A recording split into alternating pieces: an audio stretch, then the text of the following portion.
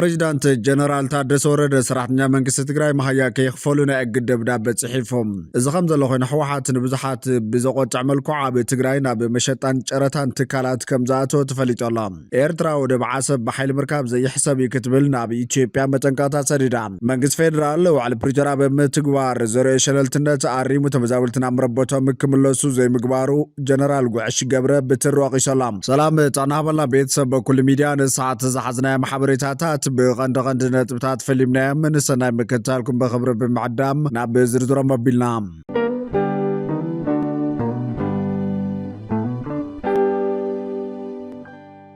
መንግስቲ ፌደራል ዋዕሊ ፕሪቶርያ ኣብ ምትግባር ዘርኦ ሸለልትነት ኣሪሙ ተመዛበልቲ ናብ መረበቶም ክምለሱ ዘይምግባሩ ጀነራል ጉዕሽ ገብረ ብትር ወቂሶላ። እቲ ጀነራል ነዚ ዝወቀሰ ጀነራል ጉዕሽ ገብረ ኮሎኔል ገብረ ዮሃንስ ኣባተ ወዲ ኣባተ ጀነራል ከበደ ፈቃዱን ኮሎኔል ንጉስ ወልደ ገብርኤል ወለጋን ኣብ እዋናዊ ኩነታት ኣመልኪቶም ምስ ቴሌቪዥን ቲቢኤስ መደብ ዜና ኣብ ዝገበርዎ ቃለ መሕተት እዩ። ምርጫ ቦርድ ንግዛኣታዊ ሓድነት ትግራይ ዝምልከት ዘመሓላለፈ ውሳነ ሰላም ዘየምፅእ ብምዃኑ መረምታ ክግበረሉ ይግባእ ድሕሪ ምባል ወሲኹ ድማ ኣብ ጉዳይ ላዕላውነት ትግራይ ምስ ዝኾነ ትግራይ ኣፈላላይ ክፍጠር ከም ዘይግብኦ ኣብሪሆሎም። ኣብ ትግራይ ኮይኖም ዘዕንቅፋ ኣካላት ዋላ እኳ እንተሃለወ መንግስቲ ፌደራል ዋዕሊ ፕሪቶርያ ኣብ ምትግባር ዘርኦ ሸለልትነት ኣሪሙ ተመዛበልቲ ናብ መረበቶም ክምለሱ ዘይምግባሩ ዝወቀሰ ጀነራል ጉዕሽ ገብረ ኣንጸላሊና ዘሎ ደመናዊ ኩናት ንምትራፍ ዋዕሊ ፕሪቶርያ ምትግባር ወሳኒ ምዃኑ ገሊፆም። ጀነራል ጉዕሽ ገብረ ብዛዕባ ማእሰርቱ እንትገልጽ ድማ ኣነ ብወንጀል እንድሕር ተጠርጢረ ብሕጊ ክሕተት ፈቃደኛ ዋላ እኳ እንተነበርኩ ንሶም ግን ንስራሕ ደሊና ካይሎም ናብ ቢሮ ድሕሪ ምጽዋዕ ብክፍለ ሰራዊት ከቢቦም ናብ ዘይፈልጦ ቦታ ዓፊኖም ወሲዶምኒ ነይሮም ድሕሪ ምባል ፍትሒ ንኽረክብ ድምፂ ዝኾንኩም ንኣካላትን ኣባላት ሰራዊትን መላእ ህዝቢ ትግራይን የመስግን ኢሎም። ብኻልእ ወገን ሃገራት ኣብ ኣፍሪካ ዘላቂ ሰላምን ምርግጋዕን ንምርግጋጽ ብሓባር ክሰርሑ ይግባእ ክትብል ኢንጂነር አይሻ መሐመድ ተዛሪባ። ሚኒስተር ምክልኻል ኢንጂነር አይሻ መሐመድ ምስ ሚኒስተራት ምክልኻልን መራሕቲ ልኡኻትን ዝተፈላለዩ ሃገራት ኣፍሪካ ዘተካይዳላ። እታ ሚኒስተር ምስ ሚኒስተር ምክልኻል ኬንያ ደቡብ ሱዳን ዚምባብዌ ዛምቢያ ሪፐብሊክ ኮንጎ ቦትስዋና ሩዋንዳ ኮንጎ ካሜሮን ማሊን አልጄሪያን ዘተካይዳላ። ኣብቲ ዘተ ቅድሚ ሓዛብ መንጎ ሃገራት ዝተፈረሙ ናይ ምትሕባር ስምምዓት ዘለዎን ብርኪ ኣፈጻጽማ ኩነታት ብዕምቆት ከም ዝተገምገመ ተሓቢሩ። ኢንጂነር አይሻ መሐመድ ኣብቲ እዋን ከም ዝገለጸቶ ዓወት ዓድዋ ኣብዚ ሕዚ እዋን ዘጋጥምዎ ዘሎ ህልው ኩነታት ፀጥታን ድሕንነትን ዝኣመሰሉ ስጋታት ንምምካት ከም ዓብዪ መንፈሳዊ ፍልፍል ማዕቐፍ ምትሕባር ከገልግል ይግባእ ኢላ። ሰላምን ምርግጋዕን ኣብቲ ሃገር ንምርግጋጽ ዘኽእል ብሓድነትን ብምውሃድን ምስራሕ ኣገዳሲ ምዃኑ ኣስሚራትሎም። ብፍላይ ኣብቲ መድረኽ ኣብ ስግግር ወተሃደራዊ ቴክኖሎጂ ስልጠናን ምልዋጥ ተመኩሮን ብሓባር ንምስራሕ ኣብ ስምምዕ ከም ዝተበፅሐ ዝግለጽ ዘሎ። ብተወሳኺ ግብረ ሽበራን ስግረ ደባዊት ስጋኣታት ፀጥታን ብሓባር ንምክልኻል ዘኽእሉ ስልታዊ ኣንፈታት ምትሕባር ተቐሚጦም ተባሂሎም።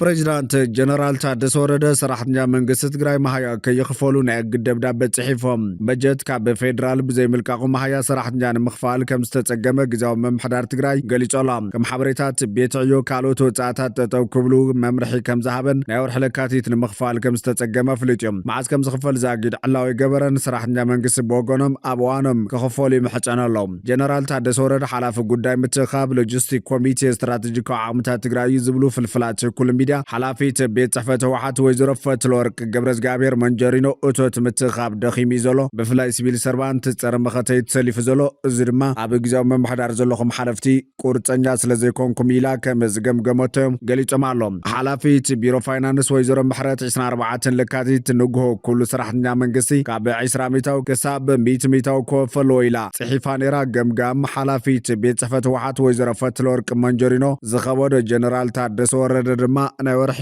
ደሞዝ ሙሉእ ብምሉእ ናብ መኸተይ እቶይሉ ንሰራሕተኛ መንግስቲ ደብዳቤ ጽሒፉሎ ኣሎ ይብሎም። ጀነራል ታደሰ ወረደ መደብ ኣይዕወትካን ተባሂሉ ከይግምገም መንግስቲ ሰራሕተኛ ሙሉእ ብምሉእ ደሞዙ ናብ መኸተ ኮፊ ኣዝዩ ምህላው እዮም ብዙሓት ዝገልጹ ዘሎም። እዚ ከም ዘሎ ኮይኑ ሕወሓት ንብዙሓት ብዘቆጭዕ መልክዑ ኣብ ትግራይ ናብ መሸጣን ጨረታን ትካላት ከም ዝኣተወት ተፈሊጦም። ነስዒቡ ድማ ኣባል መሪሕነት ውድብ ዲሞክራሲያዊ ስምረት ትግራይ ስምረት ዝኾነ ፕሮፌሰር ክንደያ ገብረ ህይወት ተቃውሞ ኣስሚዑ ኣላ። እቲ ካብ ከተማ መቐለ ዝተረኸበ ሓበሬታ ከም ዘመላኽቶ ዋንነቶም ናይ ኣባይቲ ክራይ በዓል ስልጣን ወይ ድማ ክራይ ቤቶች ዝኾና በመቐለ ዝርከቡ መሬትን ናይ ንግዲ ትካላትን ሓዊሱ ንጨረታ ወፂኦም ንኽሽየጡ ኣብ ሃይሃይታ ወራርዮም ዝርከቡ ዝብል ኮይኖም ነባር መቐለን ዝተፈላለዩ ውልቀ ሰባትን ድማ ድምፆምን መረረቶምን እናስምዑ ይርከቡ ክብል ኣመላኺቶም እዞም ብዘይሕጋዊ መንገድን መሸጣ ወፂኦም ዘለው ሰፋሓት ቦታታት ኣብ ዝሓፀረ ሰሙን መሸጦም ተዛዚሙ ንኽውዳእዩ ድማ መምርሒ ወሪዱ ዘሎ ድሕሪ ምብዓል ሕጋውነቱ ዘይተላበሰን ንፅረት ኣብ ዘይብሉን እዙይ ንመሸጣ ወፂ ዘሎ ትካል ንግዲ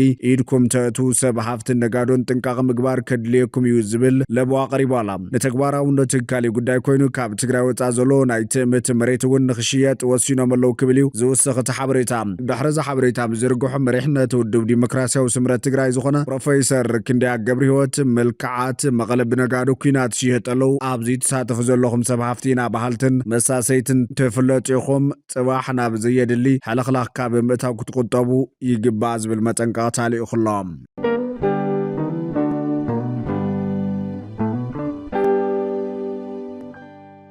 ኤርትራ ወደ ዓሰብ በኃይል ምርካብ ዘይሕሰብ ይከትብል ናብ ኢትዮጵያ መጠንቀቕታ ሰዲዳ ኤርትራ ነዚ መጠንቀቕታ ሰዲዳ ዘላ ፕሬዚዳንት ኢትዮጵያ ታዬ አጽቀሥላሴ ኢትዮጵያ ኣብ ደገ ባሕር ንምርካብ እትገብሮ ዘላ ጻዕሪ ዘላለማውን ካብ ጉዳይ ላዕላውነት ዘይፍለን ምዃኑ ምግላጹ ስዒብ እዩ ታዬ አጽቀሥላሴ ነዚ ገለጸ መበል 130 ዓመት ዓወት ዓድዋ ንምብዓል ኣብ ኣዲስ ኣበባ ዝተኻየደ ስነ ስርዓት እዩ እቲ ላዕለዋይ በዓል ስልጣን መንግስቲ ኣዘዝቲ ሰራዊትን ዕዱማት ወጻእተኛታትን ዝተሳተፍዎ ጽምብል ብመንግስታዊ መራኸ ብዙሃን ኢትዮጵያ በቀጥታ ተፈኒም ነባርን ዘተኣማምንን ኣፍ ደገ ባሕር ናይ ምርካብ መሰልና ካብቲ ሰማዕታት ዓድዋ ብሓላፍነት ኣባና ዘሕደርዎ ናይ ላዕላውነት እምነት ዘይፍለ ይብል ልምዓት ኢትዮጵያ ብተደጋጋሚ ከዕንቅፉ ዝፍትኑ ሓይልታት ንተግባራቶም ምግታእ ወሳኒ ምዃኑ እውን ገሊፆም እንተኾነ ሽም ውልቀ ሰባት ወይ ጉጅለ ወይ ድማ ሃገር ኣይጠቐሰን ሚኒስትር ሓበሬታ ኤርትራ የማነ ገብረ መስቀል ነዘመልኪቱ ኣብ ማሕበራዊ መርበብ ኤክስ ኣብ ዘስፈሮ ጽሑፍ ጉጅለ ብልጽግና ብዛዕባ ገማግም ባሕሪ ኤርትራን ወደብ ዓሰብን ዝነዝሖ ዘሎ መግለጽታት ካብ ክውንነት ዝረሓቐን ሕሱርን ክብል ገሊጽዋ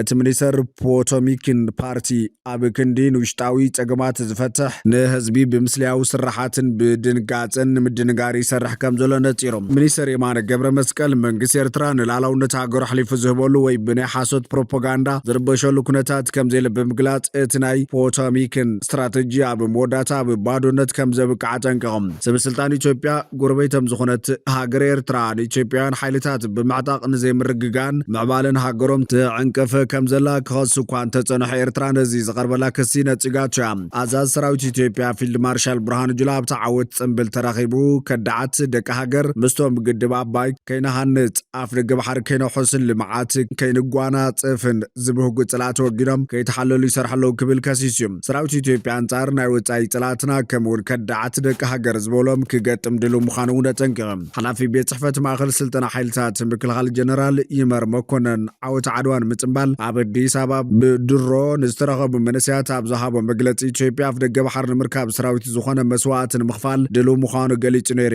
እቶም መንእሰያት ናብ ሰራዊት ክጽምበሩ ድማ ጻውዒት ኣቕሪቡላ ሓደ ኣብቲ መደብ ዝተሳተፈ መንእሰይ ምዛንኡ መንእሰያት ንወደብ ዓሰብ ናይ ኤርትራ ብምቁጻር ንኢትዮጵያ ናብ ባሕር ክመልስዋ ክዳለው ጸዊዑ ኢትዮጵያ ኣብ ደገ ባሕር ንምርካብ ንወደብ ዓሰብ ናይ ላዕላውነት ሃገር ኤርትራ ብሓይሊ ንምሓዝ ተርእዮ ዘላ ድልየት ኣብ መንጎዘን ክልተ ጎረባብቲ ሃገራት ኩናት ከም ዝውላዕ ገይሩ ንቐርኒ ኣፍሪካ ናብ ተወሳኺ ዘይምርግጋእ ከይወስዶ ስጋኣት ኣላዓይሉ ይርከብ ኤርትራ ነቲ ብላዕለዎት ሰበስልጣን ኢትዮጵያን ናይ መራኸቢ ብዙሃን ወፍሪ ነቢሉ ብዛዕባ ኣፍ ደገ ቀይሕ ባሕርን ወደብ ዓሰብን ዝወሃብ መግለጽታት ትግራዊ ሕጊ ዝጥሕስን ሓደገኛ ሕማም ምስፍሕፋሕን ምዃኑ ክተጠንቀቕ ጸኒሓ ሰልፊ ብልጽግና ኣፍ ደገ ባሕር ምርካብ ኣብ ዝብል ጭርሖ ተሓቢኡ ብተመሳሳሊ ናይ ምስፍሕፋሕ ኣተሓሳስባ ይሳቐሎ ክብል ሚኒስተር ዜና ኤርትራ የማነ ገብረ መስቀል ገሊጹ ኣይተ የማነቲ ኣብ ገዛ ሰልፊ ብልጽግና ዝተጸፈ ሕማም እዋጆ ዓሰብ ኣብ ግዜ እናተጋሃደ ሓደገኛ እናኾነ ይመጽእ ከም ዘሎ ይዝሕብር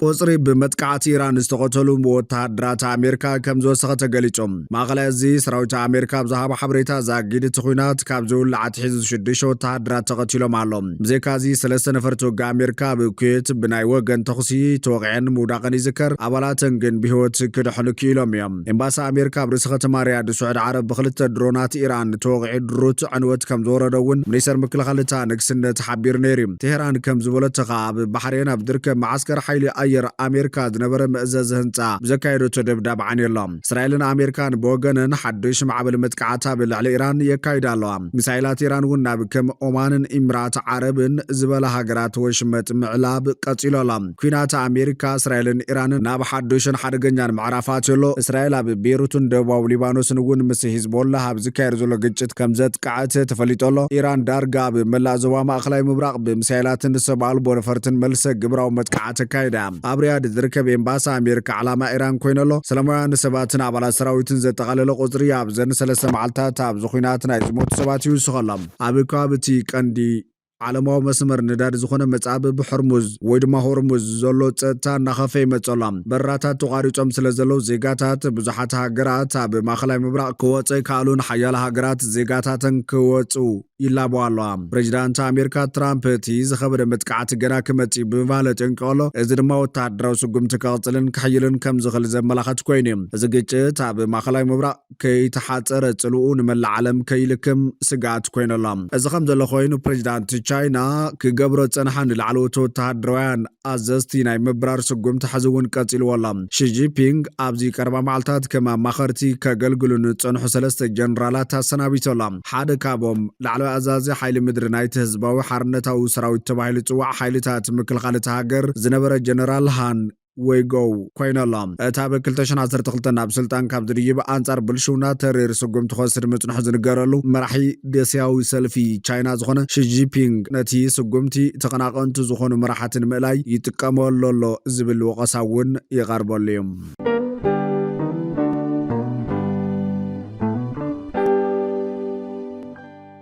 فتواتنا كبراتن بيتسب بكل ميدان الساعات زحزنا محبريتات نتوم كتكتاتل ومزصنحكم يمسلون يرام نسنا مكتالكم بمسغان نبزغت البخالو تحبريتات كسام راقب نمدلواتنا لايك شير ميديانا سبسكرايب بمقبار بيتسب بكل ميديا خنم